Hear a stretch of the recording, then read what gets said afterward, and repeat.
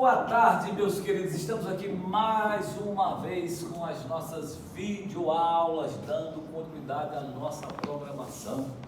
Estando o assunto de processo penal militar, que é um assunto de suma importância, né? Tendo em vista que a Polícia Militar é a responsável pelo policiamento ostensivo preventivo. Dicas importantes. É claro que quando a gente liga a televisão, aqueles programas que passam muito cedo, eles erroneamente ou equivocadamente não têm a obrigação de saber. Eles não sabem a diferença de prisão para detenção. Realmente há uma dificuldade, tendo em vista que o significado jurídico desses termos é totalmente divergente. Bom, o tema da nossa aula de hoje, já que a gente estava aqui só dando uma introdução, é prisão. No caso, eu estou me referindo à prisão por ocorrência de crime militar. Eu não gostaria que vocês confundissem, como fazem os civis comuns, não é? Você faz aquela diferenciação. Prisão é completamente diferente de detenção. Aquele apresentador que eu não me lembro, que era do SBT, e depois agora mudou para outro canal, não me recordo dele, o Roma. Ele disse, olha, a polícia militar prendeu fulano de tal, ciclano, beltrano. A polícia militar não prendeu ninguém, ela deteve fulano. Entendeu?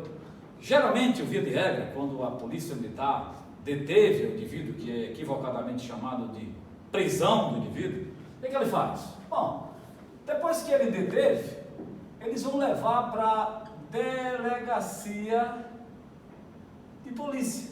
Isso é o procedimento que a gente faz para os civis, não é? Leva para a delegacia de polícia. Lá o delegado, necessariamente, que é a autoridade policial, a autoridade, que no caso é o delegado,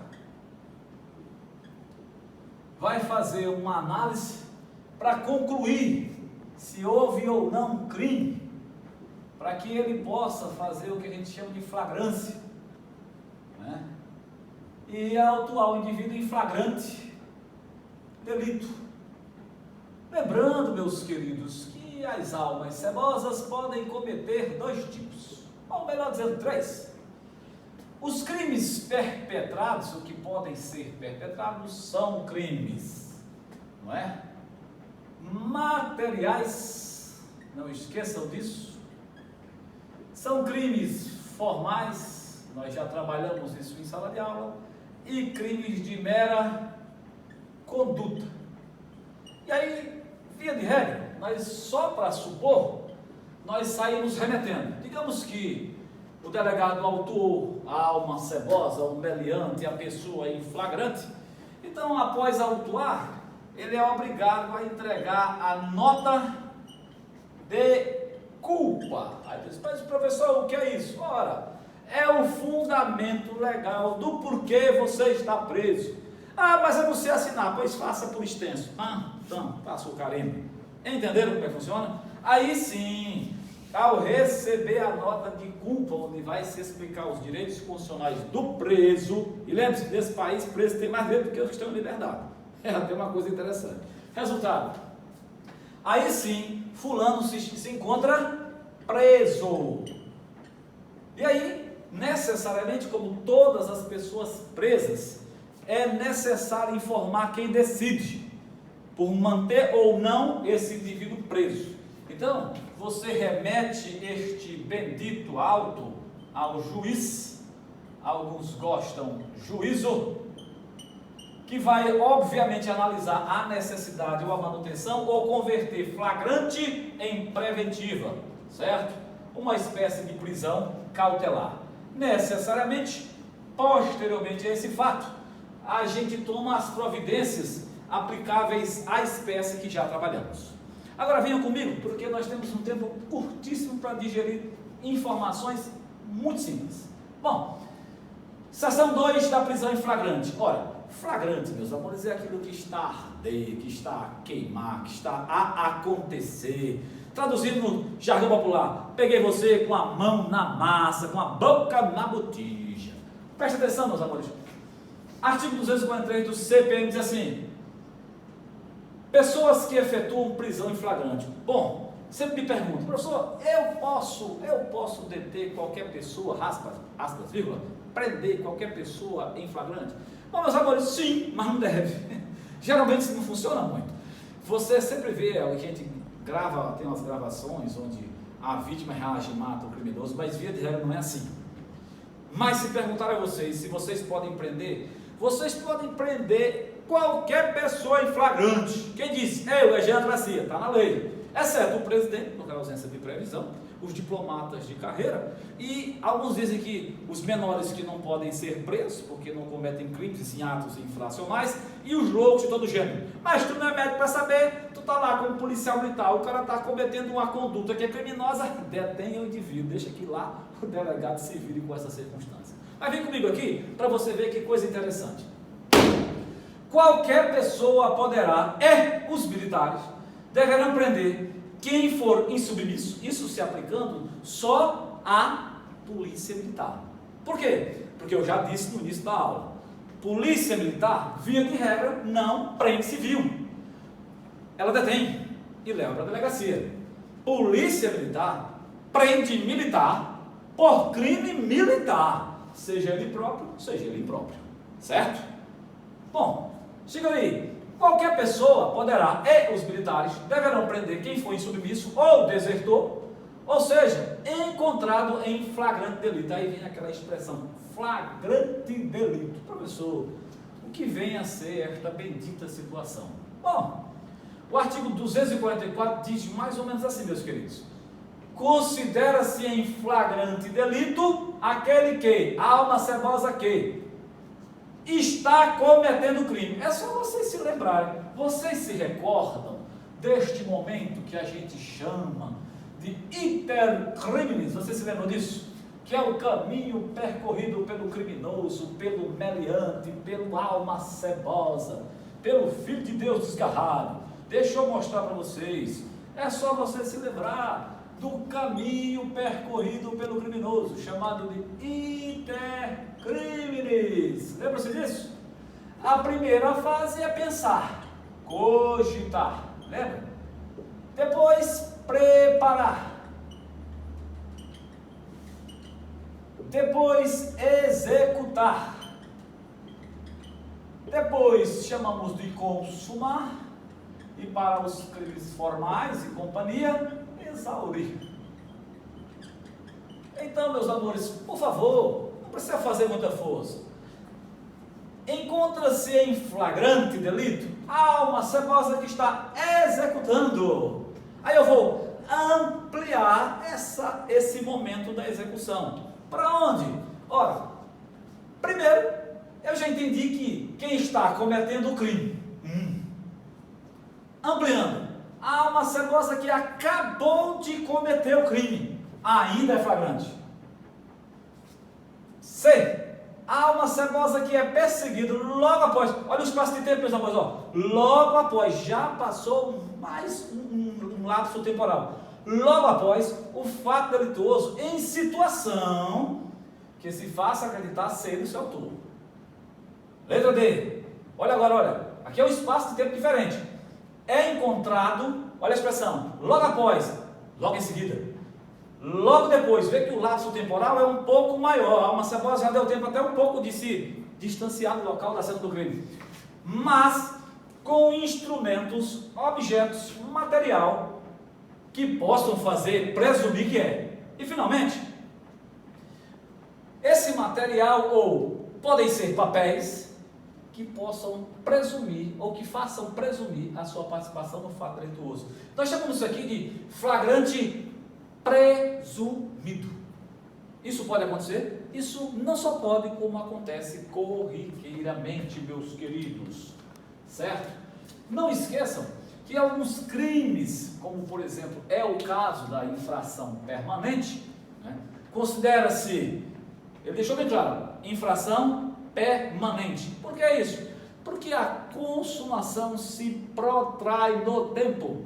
Traduza, professor. O alma cebosa criminoso continua a todo momento consumando o delito. Não esqueçam que os crimes que nós trabalhamos, que são crimes materiais, crimes formais, crimes de mera conduta. Lembre-se sempre que eu preciso de uma ação, lembra? E a consumação, ela necessita da ocorrência do resultado. Como assim, professor?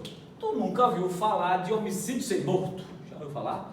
Tu já ouviu falar de roubo e furto, subtração da coisa alheia móvel, sem que ela tenha sido subtraída, sem que o bem tenha sido retirado? Então, uma das características dos crimes materiais é que nós exigimos a ocorrência do resultado. Do contrário, o crime não é consumado, o crime é apenas tentado. Outra coisa importante, nos crimes formais, você não se esqueça do que nós falamos. O crime formal é o crime notadamente de consumação antecipada. É muito comum, você quando passa aí nas barragens, né, nas barreiras policiais, às vezes acontece. Você já viu? Na minha terra tem muito isso, a Operação Manzoá. Sempre que a gente vai saindo da cidade, tem alguns policiais naquele horário ao entardecer que sempre pedem por favor, você pode contribuir com a nossa caixinha de Natal? Ele solicita, ele pede. Isso pode? Não, isso é corrupção o quê? Passiva.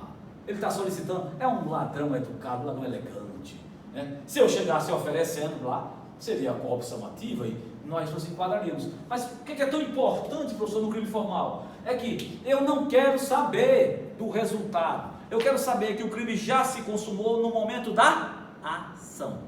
No momento da ação, estava consumado o delito. Se eu receber qualquer vantagem, o crime estaria exaurido, o que iria influenciar no quanto de pena.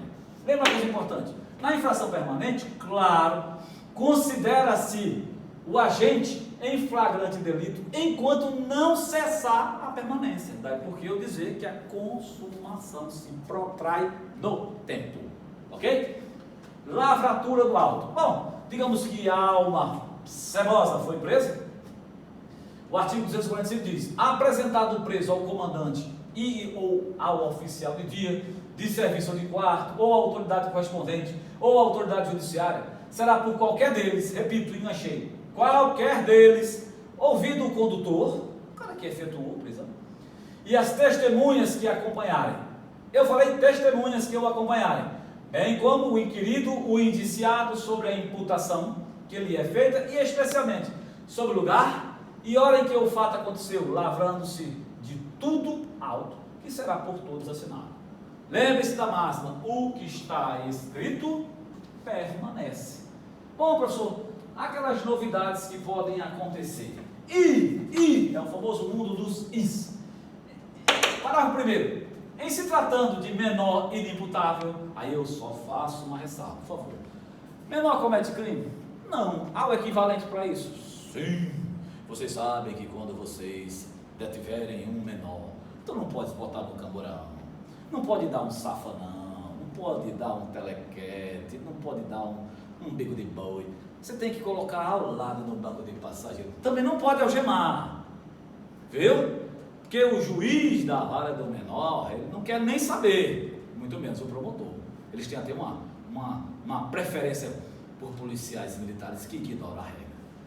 Em se tratando de menor inimputável, menor de 18 anos, de 18 anos é de 21 não, será apresentado imediatamente, eu disse imediatamente, quando eu digo imediatamente, corre, porque tudo eles consideram abuso e excesso, ao juiz de menores, porque eles são santos, os menores no Brasil podem tudo.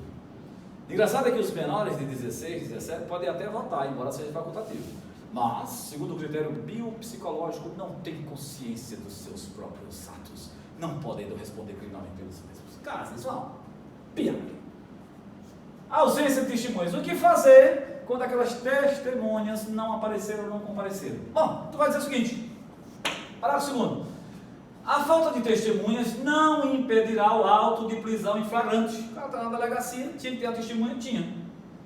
Que vai ser assinada por 2 pessoas, pelo menos, olha o que diz aí, 2 pessoas, pelo menos, que hajam testemunhado a apresentação do preso. Por quê? Meu amigo, quando a polícia prende, que apresenta, vocês já perceberam? Geralmente a pessoa Eles costumam dizer que foi maltratado, que foi violado, que foi torturado, que foi vilipendiado. Então, necessariamente, isso cria uma garantia, tanto para o responsável por, como cria garantia para o preso.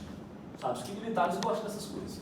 E, finalmente, o que fazer naquele momento em que o indivíduo foi preso, mas ele disse que não cometeu um crime e se recusa a assinar o auto, depois de ter lido os seus direitos. Então, diz, recusa ou impossibilidade de assinatura do auto. Parágrafo 3º. Quando a pessoa conduzida se recusar a assinar, não souber ou não puder fazê-lo, o auto será assinado por 2 testemunhas que lhe tenham ouvido a leitura na presença do indiciado, do condutor e das testemunhas do fato delituoso. Pronto, meus amores, era isso que nós deveríamos saber para a prova da PM da prisão em flagrante. E não esquece, a prisão em flagrante pode ser alargada para a compreensão. Outra pergunta que sempre me faz no privado para encerrar: e se eu sair na ocorrência atrás do meliante, ele atravessar a ponte Rio Tocantins? Bom, desde que eu esteja em, obviamente, perseguição, onde eu encontrar a arma, eu posso sim deter, apresentar, e obviamente não haverá irregularidade, tendo em vista que se trata de procedimento administrativo. Obrigado pela atenção, obrigado pela paciência.